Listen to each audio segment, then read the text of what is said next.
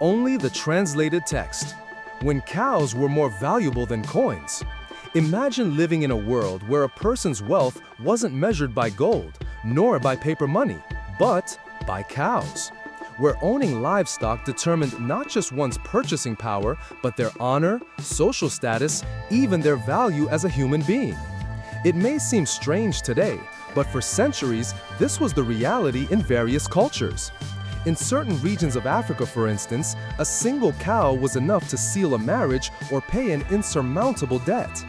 And in ancient Ireland, an entire legal system was built upon the number of cows someone possessed. But what made these animals so valuable that they were more desired than coins minted with precious metals? And what led this economic logic to disappear almost entirely, replaced by cold numbers in digital bank accounts? Prepare for a journey through time that goes far beyond economics. We'll explore how a simple animal shaped entire societies, waged wars, united families, and sustained empires. All of this before the currency we know even existed. Will the future hold a return to this bovine past? Or are we forever bound to digital money? The answer may surprise you. Before the invention of coins, long before cards and QR codes, humanity relied on simple systems deeply rooted in their everyday reality. The direct exchange of practical goods. And in this scenario, few items were as valued as cows.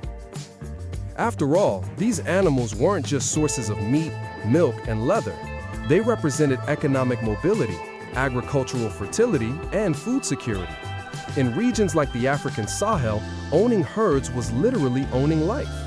The more livestock, the greater the wealth and prestige of a family. In medieval Ireland, the famous Brehon law, the Celtic legal system, stipulated payments of damages, marriage dowries, and even judicial fines in units of cows, called cumos. A man's status was measured by how many cows he owned, and losing a cow in a dispute could mean an immediate social decline. In Ethiopia, in some tribes, the value of a cow could surpass that of dozens of coins. A young woman could only marry when the suitor offered a satisfactory number of cows in return, the so-called bride price. And this wasn't a machista symbol, but a reflection of mutual economic value. The cow was the unit of trust between clans and families. In more recent times, livestock was used as currency in countries like Kenya, Sudan, and even colonial Brazil, especially in the interior regions. It was common to hear expressions like, "so-and-so is worth 2 good cows." And this wasn't just a metaphor, it was a direct assessment of wealth.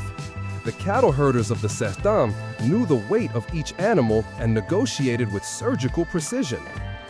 Only the translated text. While coins could be minted from metals that lost value or adulterated by greedy rulers, a cow was a tangible, living wealth that could reproduce. Literally an asset that generated other assets, a self-expanding and, in a way, sustainable economic system. This model of living economy leads us to ponder, were cows merely a primitive form of money? Or were they, in fact, a superior way to measure value based on real needs, continuous production, and palpable trust? Over time, the rise of metallic currencies began to change the world's economic landscape. Centralized governments started controlling minting, and banks emerged as custodians of wealth. Yet, even so, the symbolic and practical value of livestock persisted, especially in remote communities or during economic collapses. In South Africa, for example, even after the introduction of British currency, many communities continued using cows as the primary form of wealth and payment. In times of hyperinflation or war, livestock remained a reliable asset, something that couldn't be devalued by monetary policies or banking crises. In Argentina, during the 20th century's years of economic instability, livestock became one of the country's greatest assets, influencing its economic and cultural identity to this day. Cows became a symbol of stability, exports, and national pride. And in modern times, curiously, this pattern of living value still echoes. In Kenya, there's even a system called M-Pesa, where digital transactions are made. But in rural areas, it's still common to see families trading cows for motorbikes, houses, or land. The digital and bovine economies coexist, creating a fascinating duality between the past and the future. Another notable impact was the role of cows in territorial disputes. Entire tribes would go to war over herds.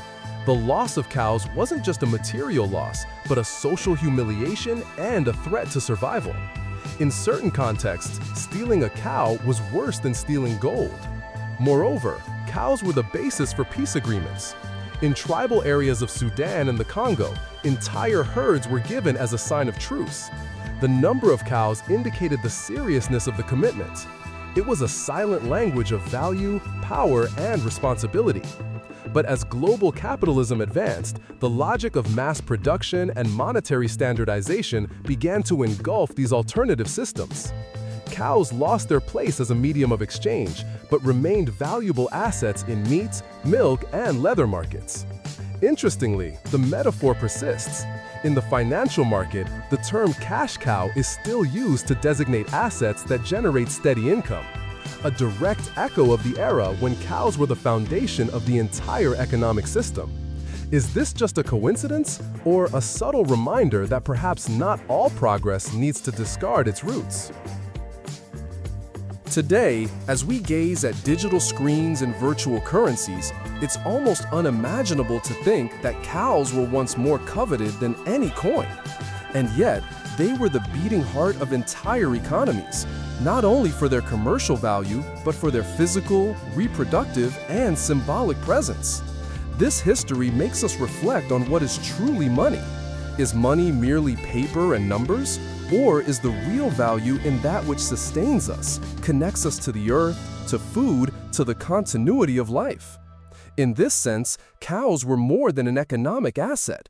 They were a form of culture, security, and even spirituality for many peoples. In a world where money is digital, volatile, and often abstract, perhaps it's worth looking back. Understanding why something as simple as a cow could inspire more confidence than a national currency. Why entire communities still today prefer this type of wealth to the promises of banks and governments. And who knows, in times of uncertainty, financial crises, and runaway inflation, we might see a curious revaluation of real assets, land, food, and why not, animals. Perhaps the future holds a new era of crypto cows, or currencies backed by tangible goods. The most important thing is not to forget. The history of economics is also the history of human creativity in assigning value to what truly matters.